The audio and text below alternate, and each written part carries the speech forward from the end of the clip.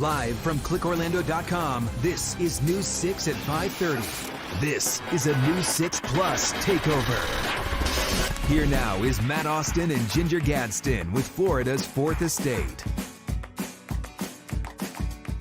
Got another great edition of Florida's Fourth Estate for you today. There happens to be a large clump of uber rich people in the state of Florida. And yes, by the way, we're all going to feel a little poor today because Florida attracts very wealthy people. There are certain tax breaks you get from being in Florida, including one in particular that's really handy if you're uber wealthy. You can buy a super expensive, ridiculously expensive house in the state of Florida.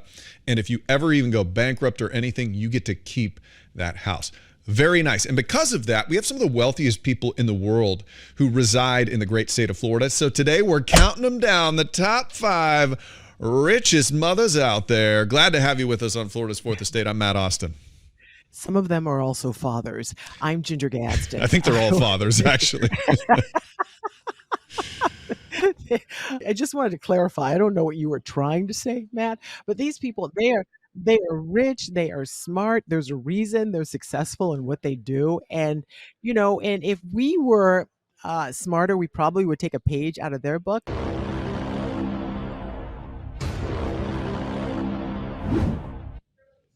Duval. That's Duval. You got to go for it if you're going to do it. I can't. I hear it at the games and it's like, oh my gosh. Okay, so of course we're talking about none other than Shad Khan, who is the owner of the Jacksonville Jaguars. This guy is worth $12.1 billion as of this recording. And that makes him the 146th wealthiest person in the country, or in the world, I should say. He has that much money and still he's 146 on some other list. But number 5 on our list of Floridians. He lives in Naples. And, Forbes magazine once described him as the new face of the American dream for obvious reasons. And he knows what he is doing. Long before he wanted to own the Jacksonville Jags, he said he had a dream of owning an NFL team. And he had an automotive business, a place that built bumpers for specific cars in Jacksonville. And that kind of got him in the door. And that's how he made a lot of his money. But just investments, of course, as you know, Matt, that's a good way to do it. But he was always savvy from a young age and just knew what he wanted to do. And one thing I find about people who are this wealthy, they know from the very beginning that, you know what, I might be poor now, but I'm not going to be poor forever.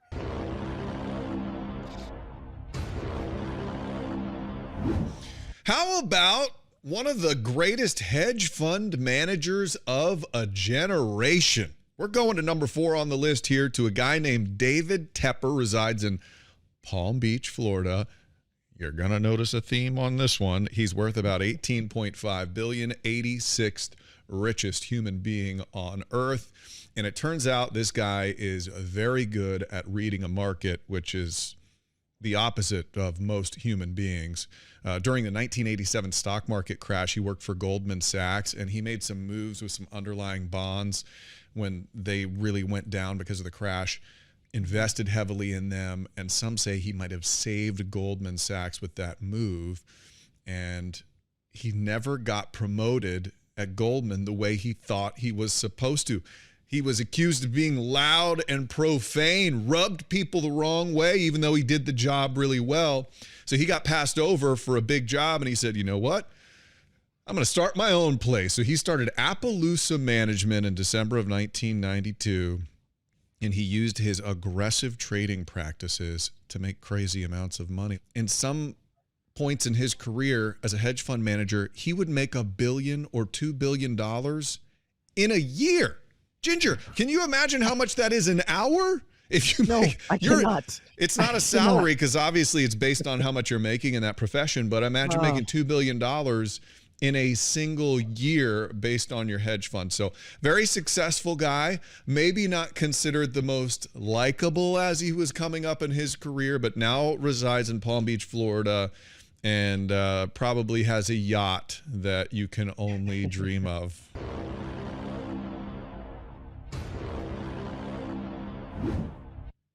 All right, the next one on this list, we've heard of this guy, Carl Icahn. He is worth $18.5 billion, making him the 85th. We've jumped quite a bit on this list. 85th wealthiest person on the planet. He lives in Indian Creek, Florida, and he started making his money in the 1980s, and he developed a reputation as what they call a corporate raider. Does that sound familiar to anyone out there? And after profiting from hostile takeovers and asset strippings of Trans World Airlines, Icon he's worth so much money. And a lot of people first were introduced to him recently because uh, during the Trump administration, he advised the president on regulatory overhaul. But he left the position amid controversy, and we're not quite sure what happened then. But once again, he's one of those guys where just invested his money wisely, is Ivy League educated. And there's an HBO, I think, documentary about him now. And people are saying that he's softened over the years, which tends to happen because I think he's in his 80s right now. And when you have that much money, you can, whatever, you can soften, not soften, do what you want. But when you're worth $18.5 billion, I don't think anybody's going to feel sorry or care about your feelings.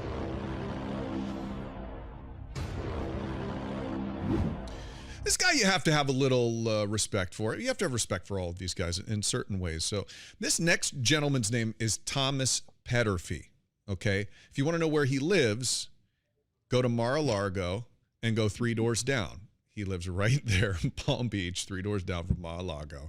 Petterfy arrived in America with some humble beginnings. In 1965, at the age of 21, he got here.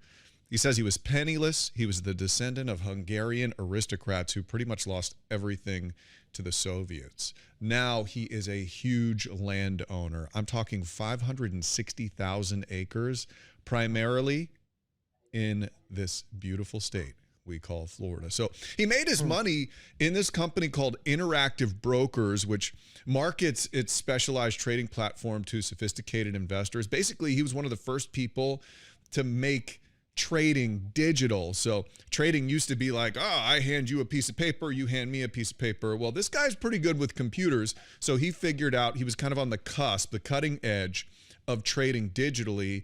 And guess what? When you're one of the first people to say, hey, I can help you buy Coca-Cola stock just through the computer. Well, each time somebody buys that Coca-Cola stock through your little computer system, you take a little bit. And that has earned him an estimated $26.8 billion.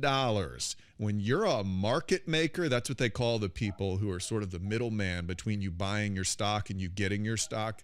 You become extremely wealthy. Ever heard of a guy named Bernie Madoff? That was his legitimate business, was as a market maker. This guy stuck to that. Now he's hanging out near Mar-a-Lago, and he's doing pretty well in his old age with his $26 billion. That is Mr. Thomas Petterfy, from very humble beginnings all the way to $26 billion.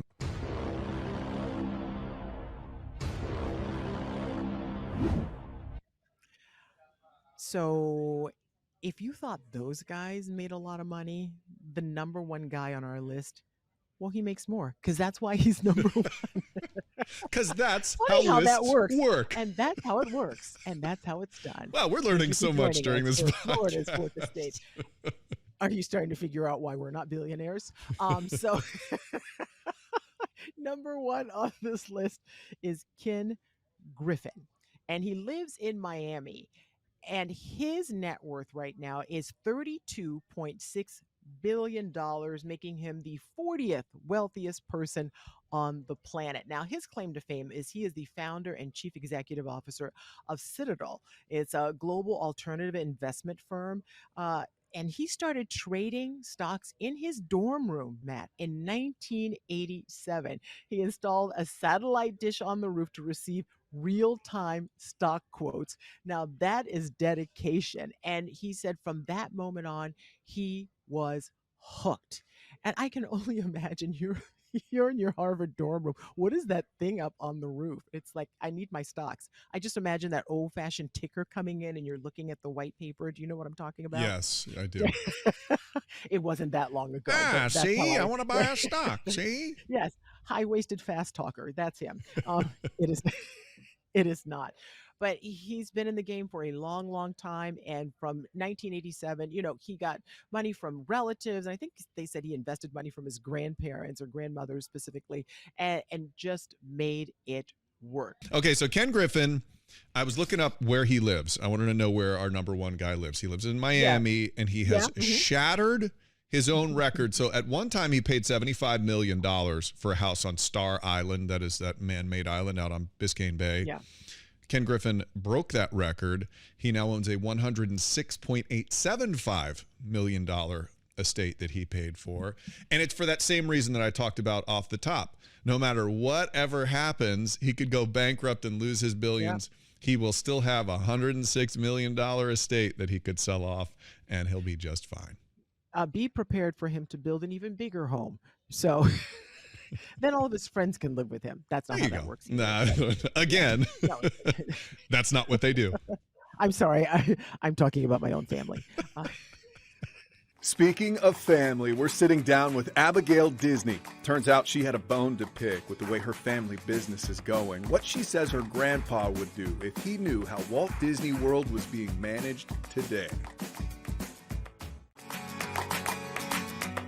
Hi there, and welcome back to Florida's Fourth Estate. We have a fascinating guest for you today, maybe a lightning rod of controversy in this area. I don't know, but I'm very interested to talk to her, Ginger. Oh, we are so excited, Matt. I honestly didn't think she would sit down and talk to us, but she is, and we're talking about Dr. Abigail Disney. Her grandfather was Roy Disney, and her great uncle was Walt Disney. They built Disneyland and Disney World. Now, she doesn't have any control over the company. We want to be clear on that, but she has benefited greatly from it. And now she has a bone to pick with the way things are being done there. So she's made a documentary about it. How many of you know somebody who works at Disney who slept in their car in the last couple of years? That's right. And this is something that either Orlando people love Disney or don't like Disney, and she has become a pretty controversial character in this. We're glad that you could join us for this podcast, though. Abigail Disney, welcome to the show. Thanks for having me. Do you currently have any financial interests in the Disney company? Yeah, of course. I own many, many shares, although nobody at that company owns enough shares to make a dent in it. I benefit by that company for sure. Okay, so before we go further into the conversation, we got a chance to do a screening of the film, the documentary. For those who do not know what it is about, can you give us a synopsis, and then we're going to do a deep dive into some of the things that you talk about? Sure. I grew up going with my grandfather, in through the cast member entrance to the park. And I remember the people who worked there with incredible affection. And there was a great deal of affection between my grandfather and them as well. And I saw the relationship change over the decades with management. And I saw the nature of the way workers were treated there and frankly, everywhere else in America over the last 50 years. And I wanted to make a film about why it changed so dramatically, how, and what we can do about it. Obviously, there are some big Disney fans in Orlando. Some people are basically obsessed with it. And when I've talked to some of them and asked them their impressions of you and your plight here, some of them seem to get a little angry from that side. I've heard some sort of demonization of you. So at this point, how do you feel about Disney? Do you hate Disney? Because you've kind of become the anti-Disney in some circles.